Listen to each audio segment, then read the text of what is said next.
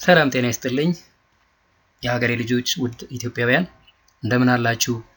ዛሬም የአፋን ኦሮሞ ትምህርታችንን እንቀጥላለን። በዛሬው ትምህርታችን ስለ አፋን ኦሮሞ ሩት ቨርብስ የኦሮምኛ ስርወ ግሶች እንነጋገራለን። አጠር አድርገን እናያለን። ጋዙ እንግዲህ የአፋን ኦሮሞ ሩት ቨርብ የሚወከልበት ሲምቦል ነው። እንግዲህ ይሄንን በኦቨርቪውም በሰንጠረዥ ያሳይቻችኋለሁ። ጂ ጎችመ ማለት ነው። ጂ1 ጂ2 ጋዙ ስንል ያው ቨርብን ሲምቦላይዝ እያደረግን ነው። ጎችመ ከሚለው የመጣ ነው። ጂ ዜድ ላስት ኮንሶናንት ኦፍ ዘ ሩት ቨርብ ነው።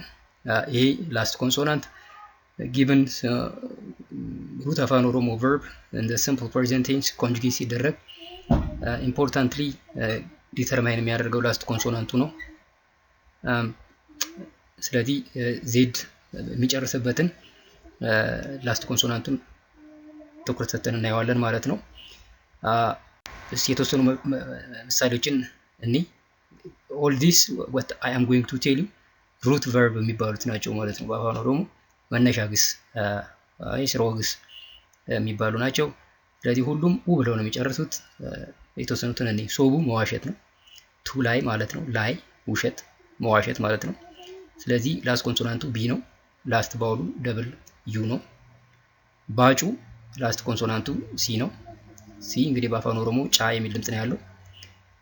ባውሎቹ ደብል ናቸው። ባጩ መቀለድ ወይም ቱ ጆክ ማለት ነው። ፊዱ ማምጣት ነው። ቱ ብሪንግ ላስት ኮንሶናንቱ ዲ ነው። ላስት ባውሉ ደብል ዩ ነው። እንደ ኡፉ ማምጣት ነው። ቱ ካም ላስት ባውሉ ኤፍ የሆነ ነው።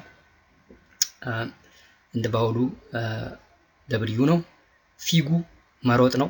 እንግዲህ ላስት ባውሉ እንደ ሁሉም ዩ ነው። ከዚህ በኋላ እሱን ሜንሽን አላደርግላችሁም። ላስት ኮንሶናንቱ ጂ ነው።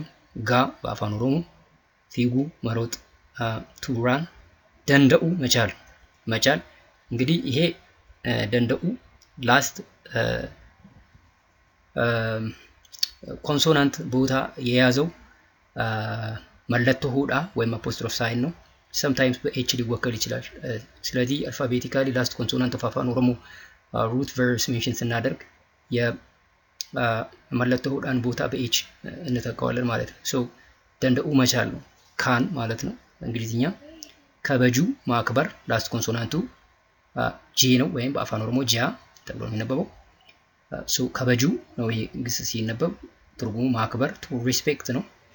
ኤንድ ሌላ ቤኩ ማወቅ ማለት ነው። ቱ ነው። ላስት ኮንሶናንቱ ካ ነው።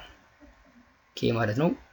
ያሉ መሞከር ማለት ነው። ቱ ትራይ ላስት ኮንሶናንቱ ኤል ነው። ዴሙ መሄድ ነው። ቱ ጎ ላስት ኮንሶናንቱ ኤም ነው። በኑ መክፈት ነው። ቱ ኦፕን ላስት ኮንሶናንቱ ኤን ነው። አንድ ጀቁ መረበሽ ቱ ዲስተርብ ላስት ኮንሶናንቱ ቃ ወይም ኪቡ ነው ማለት ነው በእንግሊዝኛ። ሶ እነዚህ እንግዲህ ሳምፕል አፋን ኦሮሞ ሩት ቨርብስ ናቸው። እንደምትመለከቱት ሁሉም ኡ ብለው ነው የሚጨርሱት። እንደዚህ አይነት ግሶችን ከመጽሐፍ ላይም በመፈለግ ከዲክሽነሪ ላይም በመፈለግ ያው ወርድ ፓወራችሁን መጨመር መቻል አለባችሁ። ትርጉማቸውን መያዝ አለባችሁ። ሶቡ መዋሸት፣ ባጩ መቀለድ፣ ፊዱ ማምጣት፣ ኡፉ መምጣት፣ ፊጉ መሮጥ፣ ደንደው መቻል፣ ከበጁ ማክበር፣ ቤኩ ማወቅ፣ ያሉ መሞከር፣ ዴሙ መሄድ፣ በኑ መክፈት፣ ጀቁ መረበሽ። ይህን ይመስላል። በቀጣይ እያንዳንዱን verb forms different tenses እንመለከታለን። የዛሬውን ትምህርት በዚህ ጨርሰናል። በሌላ ትምህርት በሌላ ኦዲዮ ቪዲዮ እስከምንገናኝ ሁልጊዜ እንደምላችሁ ደህና ሁኑልኝ። ነጋቲ ነፍቱራ